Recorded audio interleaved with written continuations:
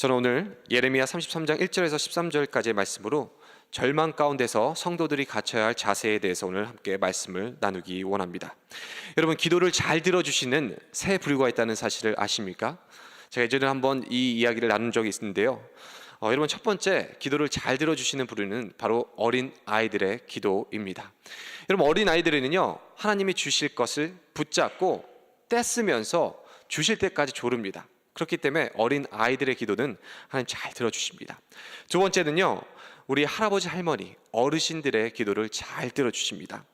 이제 이미 산전수전 다 겪으셨기 때문에 이제 천국에 가실 그날까지 진지하게 인내하시면서 또 이미 경험을 통해서 하나님의 응답을 많이 경험했기 때문에 꾸준하게 포기하지 않고 우리 어르신들은 기도하십니다. 그래서 잘 들어주십니다. 하지만 이 세 번째 부류는요, 하나님이 기도를 하시면 바로 응답해 주십니다. 바로 젊은이들의 기도입니다. 그 이유는 기도를 하지 않기 때문에 그렇습니다. 이 젊은이들은 자신의 능력, 자신의 열정, 그것만 믿고 기도를 하지 않기 때문에 기도를 하면 바로 들어주신다고 합니다. 오늘 본문은 기도와 관련이 있는 말씀입니다. 우리는요, 좀처럼 하나님을 절대적으로 신뢰하며 하나님께 기도할 때도 의심을 갖고 하나님 과연 들어주실까? 이런 의심이 우리에게 종종 다가올 때가 있습니다. 근데 오늘 본문에서 주님은 우리에게 부르짖어 기도하라 말씀하십니다. 본문은 이제 곧 심판을 앞둔 절망 가운데 있는 유다 백성들에게 어떻게 살아가야 될지, 어떻게 예레미야가 살아가야 될지 오늘 말씀을 통해서 하시는 장면입니다. 여러분, 주님은요, 우리에게 신뢰하며 주님을 기도하고 또 주님을 기다리라고 명령하셨습니다. 그 언젠가 다시 오실 그 소망의 날, 회복의 날을 바라보며 주님은 우리에게 기다리라고 말씀을 하십니다. 오늘 본문에서 절망 가운데 있는 예레미야와 유다 백성들, 그들에게 하시는 말씀을 잘 들으면 우리 또한 원치 않는 절망의 순간, 이 절망의 터널을 지나갈 때에 우리에게 하시는 그 주님의 음성을 우리가 들을 수가 있습니다. 오늘도 우리에게 동일하게 이야기하십니다. 과연 절망 가운데 있는 신앙인들, 성도들에게 우리에게 주시는 말씀, 우리가 어떻게 해야 될까요? 우리가 어떤 자세를 갖고 살아야 될까요? 오늘 본문은 첫 번째로 신뢰하라고 말씀하고 계십니다. 우리 한번 2절 말씀을 함께 큰 목소리로 같이 읽겠습니다. 시작. 이를 행하시는 여호와, 그것을 만들며 성취하시는 여호와, 그의 이름을 여호와라 하는 이가 이와 같이 이르시도다. 이런 절망 가운데서 우리에게 하나님을 신뢰하라고 말씀하셔요. 누구시죠? 하나님은 이를 행하시는 여호와, 그것을 만들며 성취하시는 여호와, 그 하나님을 신뢰하라고 말씀하십니다. 여러분, 오늘 본문의 유다 파멸의 원인은요, 바로 불신앙, 하나님을 전적으로 신뢰하지 못하고 우상 숭배로 인하여 종교적 타락이 이루어졌습니다. 그 종교적 타락과 함께 도덕적 부패와 그 인간의 최악, 이 죄악이 범람하게 되었습니다. 이 유다 백성들은요, 하나님을 신뢰하기보다 자신의 정치적으로, 군사적으로, 외교적으로 그 모든 노력을 간구하여 그것을 해결하려고 하였습니다. 하지만 그 결과는 어떻게 되죠? 그 결과는 심판. 그 결과는 심판으로 끝이 나게 됩니다. 그 심판이 그들에게 있는 것이죠.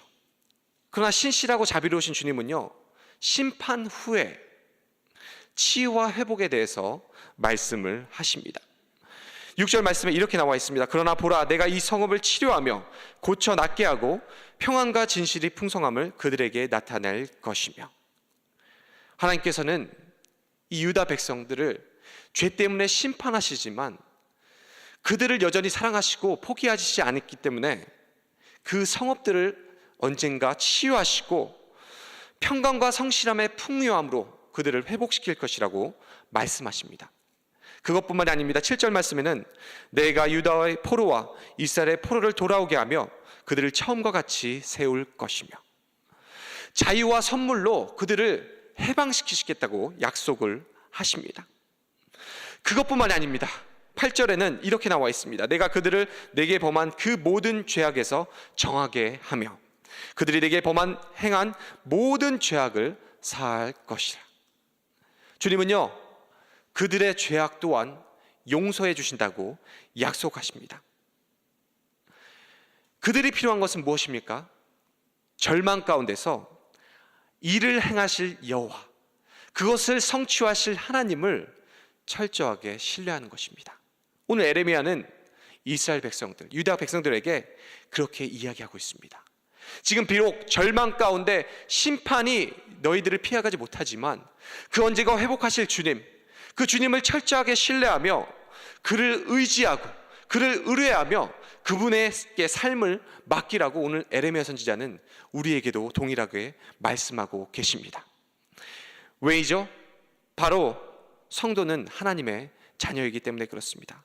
영접하는 자, 곧 그 이름을 믿는 자들에게는 하나님의 자녀가 되는 권세를 주셨다고 기록하십니다. 예수님을 믿는 여러분과 저는 하나님의 자녀가 되었습니다. 믿으십니까? 우리는 하나님의 자녀입니다. 그렇기 때문에 우리의 신분은요, 바뀌었습니다. 저주에서 축복으로, 어둠에서 빛으로, 지옥에서 천국으로 우리는 하나님의 은혜, 그 예수 그리스도의 사랑으로 우리는 우리의 신분은 바뀌어지었습니다. 그렇기 때문에 우리는요, 하나님 아버지, 우리의 아버지 되시는 그분을 신뢰해야 됩니다. 그분이 말씀하시면 우리는 그것을 그대로 믿고 순종하며 살아가야 됩니다. 주님이 우리에게 원하시는 것, 절망 가운데서 하나님을 신뢰하는 것, 절망 가운데 신뢰하는 것. 주님은 전능하시고 능력의 주님이십니다. 주권자이시요 창조주 하나님이시며 그 모든 것들, 이 우주 만물을 통치하시는 주권자이십니다. 그분이 우리의 아버지이시세요. 우리가 주님을 철저하게 신뢰할 때에 우리의 절망은 기쁨으로 바뀌게 될 줄 믿습니다. 여러분, 우리가 절망 가운데서 신뢰하면서 이제 그러면 무엇을 해야 될까요? 오늘 본문은요, 두 번째로 절망 가운데서 기도하라고 말씀하십니다. 오늘 3절 말씀을 한번 큰 목소리로 같이 읽겠습니다.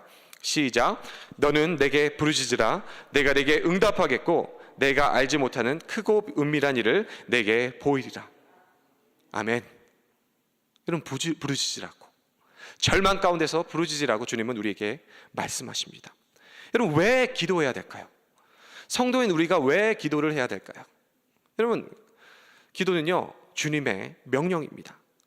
데살로니가전서 5장 17절에 주님은 쉬지 말고 기도하라고 명령하십니다.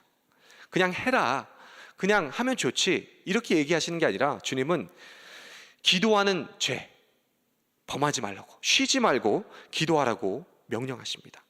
우리가 왜 기도해야 돼요? 기도는 주님의 명령이기 때문에 그렇습니다.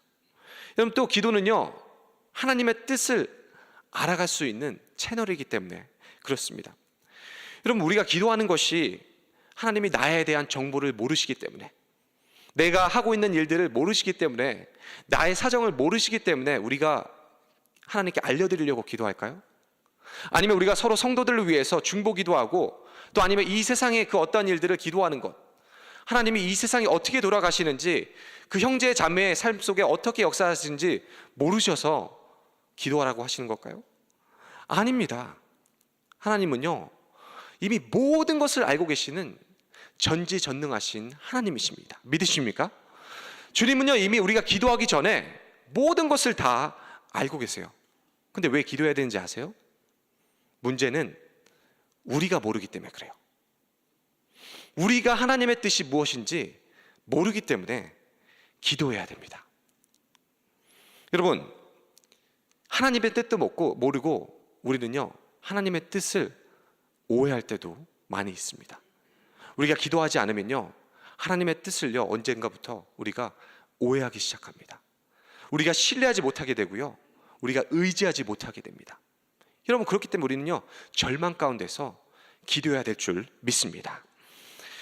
여러분, 여기에 보면 오늘 만약에 여러분이 이 교회 문을 나아가서 예를 들어서 9시 35분 47초에 무슨 일이 일어날 건지 여러분 확신하십니까? 장담하실 수 있습니까? 우리는 할 수 없습니다. 그렇기 때문에 모든 걸 아시는 그분, 모든 것을 당신의 뜻 가운데, 선하신 뜻 가운데 이루시는 그분을 의지하는 것만이라도 우리가 살아갈 수 있는, 우리가 주님의 뜻을 이루며 살아갈 수 있는 유일한 길이라는 것을 여러분 아셔야 됩니다. 그렇기 때문에 주님 우리에게 기도하라고 말씀하십니다. 왜요? 하나님의 뜻을 알기 위하여.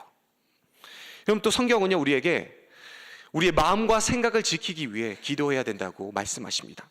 여러분, 빌립보서 4장 6절 7절 말씀에 아무것도 염려하지 말고 다만 모든 일에 기도와 간구로 너희 구할 것을 감사함으로 하나님께 아뢰라. 그러면 모든 지각에 뛰어난 하나님의 평강이 그리스도 예수 안에서 너희 마음과 생각을 지키시리라. 아멘. 여러분, 우리는요 죄성이 강하기 때문에 우리가 기도하지 않잖아요. 우리에게는요 나의 생각, 나의 경험, 나의 지식 앞설 수밖에 없습니다. 하나님의 그 뜻을요 나의 뜻으로 오해하고 이해하려고 하는 그 죄성이 우리에게도 여전히 남아 있습니다. 그렇기 때문에 여러분, 우리는요 우리의 마음과 생각을 지키기 위하여, 주님께 범죄하지 않기 위하여 우리는요 기도해야 됩니다. 쉬지 말고 끊임없이 주님 앞에 아뢰셔야 됩니다. 여러분, 또 우리가 왜 기도를 해야 될까요? 기도할 때 하나님께서 일하시기 때문에 그렇습니다. 아멘. 요한 1서 5장 14절 15절 말씀에 이렇게 나와 있습니다. 그를 향하여 우리가 가진 바 담대함이 이것이니 그의 뜻대로 무엇을 구하면 들으심이라. 우리가 무엇이든지 구하는 바를 들으시는 줄을 안즉 우리가 그에게 구한 그것을 얻은 줄 또한 아느니라. 여러분, 우리가 하나님의 뜻을 구하며 주님께 간구할 때요 주님은 주님의 뜻 가운데 그것을 이루시겠다고 약속하셨습니다. 그것을 우리에게 주시겠다고 약속하셨습니다. 아멘. 여러분, 우리가 그것을 믿고 살아가는 것이 바로 신앙 생활입니다. 여러분, 제가 좋아하는 이 기독교 명언 중에 이런 명언이 있습니다. When we work, we work. When we pray, God works. 우리가 기도할 때, 우리가 일할 때 우리가 일하지만 우리가 기도할 때 하나님께서 일하십니다. 여러분, 우리가 기도하면요 하나님께서 일하십니다. 아니요, 하나님께서 이미 일하시고 있는 그 뜻을요 우리가 발견하게 됩니다. 그리고 그 하나님의 뜻에 우리의 뜻을 맞추어가며 하나님이 하시는 그 역사에, 그 순간에 우리가 동참하게 됩니다. 여러분, 그렇기 때문에 우리는 절망 가운데서 낙심될 때에 기도하셔야 됩니다. 주님 우리에게 기도하라고 오늘도 명령하십니다. 여러분, 잘 아시는 바와 같이 조지 밀러는요 그의 일생 가운데 약 5만 번 이상이 기도응답을 받았다고 합니다. 여러분, 회심한 후 약 70년간 정도 살았으니까 아마 이걸 계산해 보면 1년에 700번, 하루에 2번 정도 기도 응답을 받은 것과 같습니다. 그럼 그의 기도 노트가, 응답 노트가요 약 3,000페이지가 넘는다고 합니다. 그의 삶을 보면요 참 저도 부끄러워집니다. 아, 이렇게 기도하지 못하고 이렇게 믿음이 적을 수가 있을까? 우리는요 그럴 때가 종종 있지 않습니까? 야, 정말 하나님이 응답하실까? 우리에게 의심이 들 때가 많이 있습니다. 그래서 우리가 끈질기게 기도하지 못하고 기도를 멈출 때도 있지요. 우리의 이 믿음의 부족한 모습이 있을 때가 있습니다. 어떻게 이 조지 물러는 기도 응답을 이렇게나 많이 받을 수가 있었을까요? 오늘 말씀을 읽은 대로 간단합니다. 하나님의 뜻을 구하는 기도를 했기 때문에 그렇습니다. 그의 기도가 하나님의 뜻에 맞춰졌기 때문에, 그리고 그 말씀을 묵상하며 그 말씀대로 기도했기 때문에 하나님께서는 그의 기도를 응답해 주셨습니다. 여러분, 그의 기도의 노트에 보면 이런 말이 나옵니다.